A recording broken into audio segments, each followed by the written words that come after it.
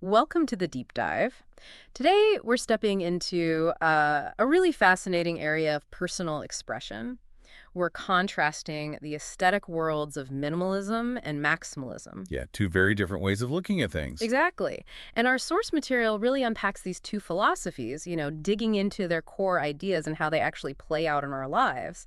Hmm. So, our mission really is to understand what drives these different approaches and maybe, just maybe, figure out what draws each of us towards one or perhaps the other. That makes sense. It's a very personal thing, isn't it? It really is. Like, have you ever noticed how some spaces just feel incredibly calm and focused, very little in them, Yeah, almost serene. while others just burst with energy, layers of color, collections everywhere? Definitely. And it's interesting, as the source points out, that while they look so different, both are fundamentally about creating environments that sort of resonate with who we are. Right, how we want to experience the world around us. They're more than just style choices on the surface. They reflect deeper mindsets. Okay, so let's get into minimalism first then. The source really emphasizes it's not just about, having a tidy house. No, not at all. It's more of a mindset, right? Centered on simplicity, functionality, and that whole less is more idea. Exactly. That less is more concept is key. Now, that sounds simple enough, but what does it really mean? Like on a deeper level? Well, the source highlights that it's not really about deprivation. It's much more about intentionality. Intentionality, okay. Yeah. So characteristics are things like clean, uncluttered lines, usually a neutral color palette, think of whites, grays, maybe some natural tones, hmm and a real focus on open, breathable spaces. The main idea is necessity.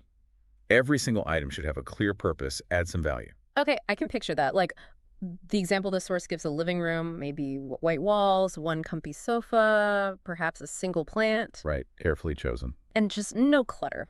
Nothing extra. It feels instantly calm, doesn't it? It does. And the source touches on why that might be. It's not just about looking neat. Right. There's a psychological aspect. Exactly. The source talks about potential benefits like reduced cognitive load. Okay, less for your brain to process. Yeah. Fewer visual distractions mean your brain has less work to do, Yeah. which can lead to feeling calmer, maybe more focused.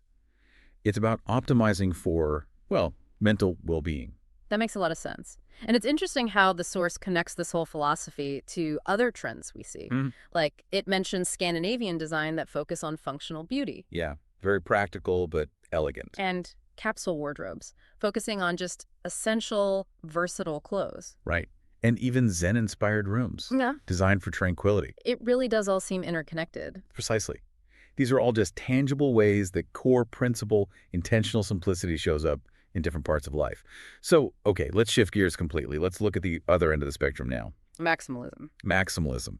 As the source puts it, it's kind of a direct counterpoint, a vibrant celebration of abundance, where the idea is literally more is more. More is more. But it's not just about piling up stuff randomly, is it? No, absolutely not. Where minimalism might sort of whisper, maximalism definitely shouts, doesn't it? Huh, yeah, makes a statement. The source paints this picture of like intentionally layered patterns, rich textures you want to touch, Very tactile. walls just full of personal collections, artwork telling a story, and this real joy in mixing styles, maybe different eras. Yeah, vintage meets modern, that kind of thing. Yeah, It sounds very personal, very expressive. it does. And what's fascinating here, the source really stresses this, is the storytelling part. Ah, okay. A maximalist space isn't just random. It's meant to be a curated reflection of your personality, your passions, your history.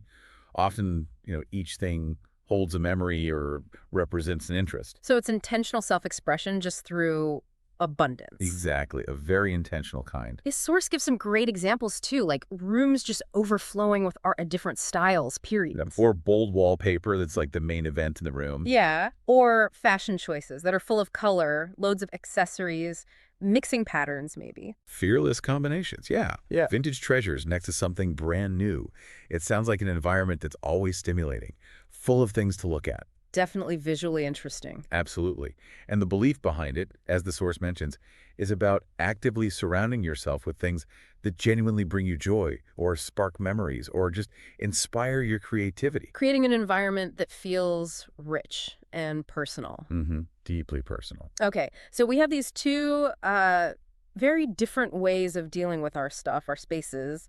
Let's dig into the why a bit more. Yeah, the psychology behind it. Our source material looks at the psychological landscape for both. So what are those sort of underlying needs or motivations drawing someone to one or the other? This is where it gets really interesting. The source connects minimalism to, well, a basic desire for calm, Okay. sense of control, maybe order, especially when the world feels chaotic. And that search for mental clarity we mentioned. Right, like clearing your space clears your head. Sort of. It aligns well with things like mindfulness, being really deliberate about what you let into your life, into your mind. That makes sense. A simple space as a kind of sanctuary. hmm And then on the flip side, the source links maximalism more to individuals who are often, say, highly creative. Interesting. People who actually draw energy and inspiration from having that rich mix of history, culture, personal expression all around them. So the environment itself fuels them. Exactly. It's like their surroundings are an external version of their own vibrant inner world. For someone drawn to maximalism, those layers aren't clutter. Right, their stimulation. Yeah, fuel for the imagination.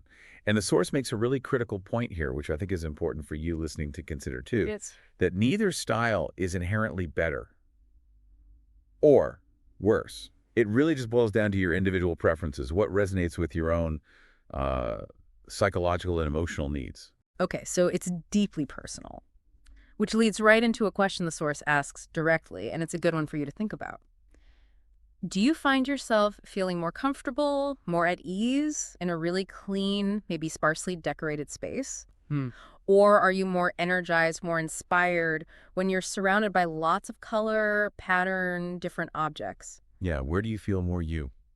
Your honest answer there might tell you something fundamental about your personality, maybe how you engage with the world, Indeed. Now, let's look at how these philosophies actually show up in real life. how they translate. Yeah, the source explores how they manifest in things like fashion and interior design. Okay, let's start with fashion. The source draws a pretty clear contrast. Minimalist fashion is simple silhouettes, elegant. hmm Usually a restricted color palette, lots of neutrals, which makes mixing and matching easy. Ah, practical too. Yeah, and a focus on investing in like timeless, high-quality pieces, things that last. It's about intentionality again, enduring style. So classic cuts, understated accessories. Exactly. Yeah. Things that complement, don't compete.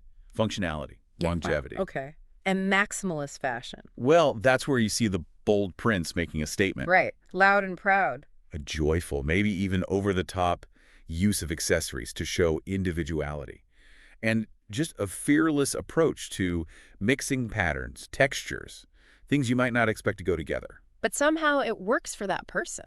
Exactly. It creates a unique personal look. It's expressing your personality outwardly, often with vibrant, maybe unconventional choices. Okay. And then in interior design, the source highlights equally different approaches there too. It does. Minimalist interiors prioritize function above almost everything else. Function first. Yeah, aiming for that feeling of open space, calm through simplicity. You'll often see multi-purpose furniture, clever storage. To keep things uncluttered. Right. Whereas maximalist interior design is all about layering. Layering, how so? Layering rugs, throws, cushions for texture and depth. Layering history, maybe, through vintage pieces or family heirlooms. Ah, bringing the past in. And definitely layering colors and patterns to create a really rich, visually engaging space. Wow. It really does sound like two totally different visual languages, doesn't it? Through our homes, our clothes. It really does. But what if you like bits of both? I mean, surely it's not always one extreme or the other. That's a really important point, and the source does get into that. Exploring, finding a middle ground. Okay. It suggests that for many of us, probably most of us, it's not strictly either. We're somewhere in between. Often, yeah. Somewhere on a spectrum. We might incorporate bits of minimalism and bits of maximalism in different areas of our lives. Right. Like the source mentions, maybe you prefer a really minimalist home because you like that calm, orderly feeling. That sanctuary idea again. But your wardrobe is totally maximalist. Bold colors, unique accessories, expressing yourself that way. Or it could be the other way around. Yeah. A really vibrant, collected, maximalist home space. Yeah. Full of stories. But you prefer a very streamlined, maybe minimalist wardrobe, just the Yeah. essentials. So it's about balance. Exactly. The key takeaway here, and the source is very clear on this, Okay. is there are no hard and fast rules.